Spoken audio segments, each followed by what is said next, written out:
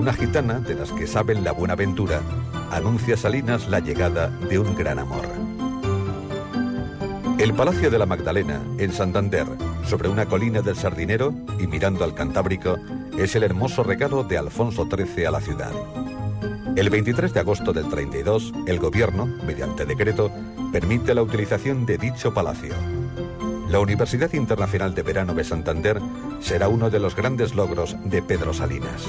Cuando él se marcha de aquí, pues se marcha a Madrid, trabaja en el Centro de Estudios Históricos, que entonces dirigía don Ramón Menéndez Pidal, que era un centro de investigación de primer orden, y ya pues en la época de la República se le ofrece la dirección de la Universidad Internacional Menéndez y Pelayo, situada en Santander, que era un intento, en gran medida logrado, de crear universidades de verano, universidades que no respondieran solo a la pauta de la universidad oficial, sino que pudieran presentar los problemas y las cuestiones de una manera, si se quiere, más universal, más abierta y más distendida.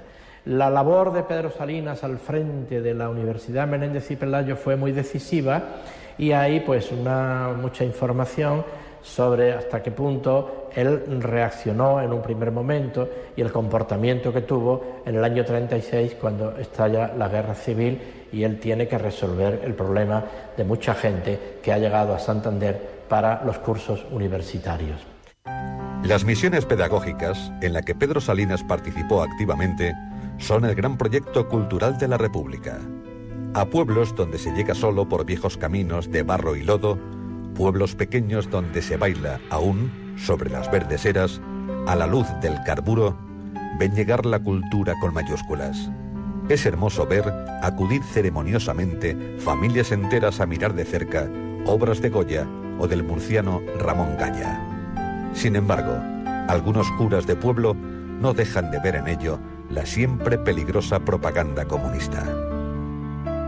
Por entonces llega a la vida de Salinas la musa aquella que en París predijo la gitana que sabe la buenaventura. Es Catherine Redding, universitaria norteamericana, 6 años más joven que él, que profesora del Smith College, ha llegado a España en el verano del 32. Ella y Pedro Salinas harán del amor una pirámide. Ella y Pedro Salinas serán durante mucho tiempo esclavos de ese amor, que es ya parte de la historia de la poesía amorosa en lengua española. Ella fue una señora, una dama de primera categoría, a la que él conoció como alumna en los cursos de verano de la residencia de estudiantes. Primero en Madrid, yo no sé si fueron a Santander, pero ahí empezó el asunto que fue la gran pasión de Pedro Salinas. En las desconchadas paredes de algunos cines se anuncia en grandes carteleras morena y clara, donde brilla con luz propia Imperio Argentina. Es julio de 1936 y Franco se alza en armas contra el gobierno de la República. La vida no vale ya nada. Y alguien que no sabe bien qué hacer con la suya, un hombre dueño de esa elegancia desdeñosa del andaluz ante la vida, vuelve a los ruedos. El 13 de agosto, un toro acaba con la vida de Ignacio Sánchez Mejías. Al inicio de 1936, Pedro Salinas ha publicado Razón de amor, pero es odio quien deambula a sus anchas por España. Es la vieja y repetida danza de la muerte. Sin embargo, un baile al que llaman la carioca circula también ese año por nuestro país. Y circula orgulloso y arrogante desde Príncipe de Vergara al centro de Madrid, don Pedro Salinas, al volante de un coche que huele a chatarra y al que ha llamado Fidelius. A partir de los años 30, Salinas escribe algunos de los mejores libros de la poesía española contemporánea, sobre todo La voz a ti de vida y Razón de amor, dos extraordinarios libros de poesía amorosa.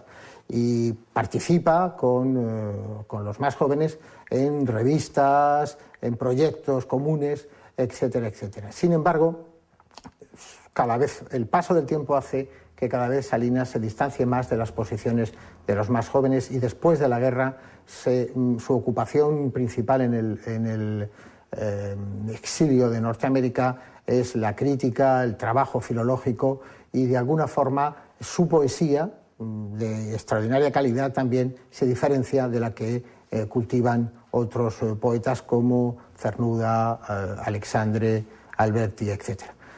Por tanto, es uno de los poetas más significativos de esa época, pero que en relación al grupo del 27 tiene una actividad fundamental en los años 20, aunque luego su posición quede un poco más distanciada. Pese al levantamiento de Francisco Franco, se anuncia que las clases continuarán en la Universidad de Verano de Santander con toda normalidad. Nadie quiere creer un rumor que circula durante los primeros días de la guerra.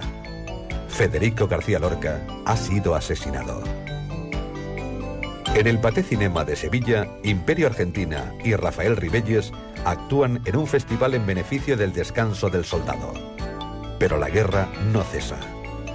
Con la culpa del sobreviviente encima, deja España en otoño de 1936. Su destino, la Universidad de Wesley. Mi padre estaba obsesionado con hablar inglés porque le hubiera gustado poder dar conferencias en inglés y se pasaba horas escuchando la radio, ¿verdad? Porque consideraba que así iba a perfeccionar su inglés, ¿verdad? Mi padre tenía una relación muy especial con los Estados Unidos, tenía una admiración por la democracia, ¿verdad? Por ciertos aspectos de su cultura y de su política, pero luego tenía otras obsesiones que era una absolutamente elemental, era su obsesión contra la Coca-Cola. Entonces él dijo tajantemente que en esta casa nunca entraría una botella de Coca-Cola, ¿verdad? Y efectivamente no entró. Tampoco a mí me importaba mucho ponerme. Y entonces, pero claro, eso a él supongo que le hacía mucha gracia, pero a mí no, porque yo, naturalmente, si venía un amigo, una amiga a casa, no podía ofrecerle una Coca-Cola y menos decirle que no podía ofrecerle una Coca-Cola porque mi padre había prohibido que entrara la Coca-Cola en casa, ¿verdad? Wesley le ofrece prorrogar su contrato durante el curso 1937-38. Escribe por entonces Largo Lamento. Cierto día se sobresalta hasta las lágrimas al ver un documental, España en llamas. Él estuvo en Estados Unidos, en América, por mucho tiempo, desde el 37 al 51, y murió en Boston. Y además hay una cosa de Salinas, que siendo como un hombre republicano y liberal, pero sin más estridencias, el destierro lo que hizo fue madurar su conciencia política y hacerlo cada vez más radical. O sea, el Salinas de sus últimos años, un Salinas equilibrado porque lo fue siempre, pero mucho más radical políticamente de lo que lo era cuando salió de España, ¿no? ¿Por qué? Porque él veía que era un horror lo que había aquí, un régimen que le impedía vivir en su país, que claro, es que es una cosa que ¿cómo puede haber gente que da como normal un gobierno que para gobernar tiene que tener a 1 millón de españoles fuera de España? Salinas ha decidido traer con él a su familia a Wesley. Pasa por Francia. En el pabellón español de la Exposición Mundial de París le sale al paso un retrato de 2 metros de Federico García Lorca, con esa sonrisa que no lograron borrar sus asesinos. Mientras tanto, arrogante y feliz, en los estudios de la Alemania nazi, Hitler, en un vano intento de seducción, confiesa a Imperio Argentina haber visto Nobleza Baturra más de 24 veces.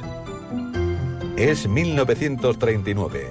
Un galán algo más apuesto, Cary Grant, participa en un melodrama mediocre. 2 mujeres y un amor.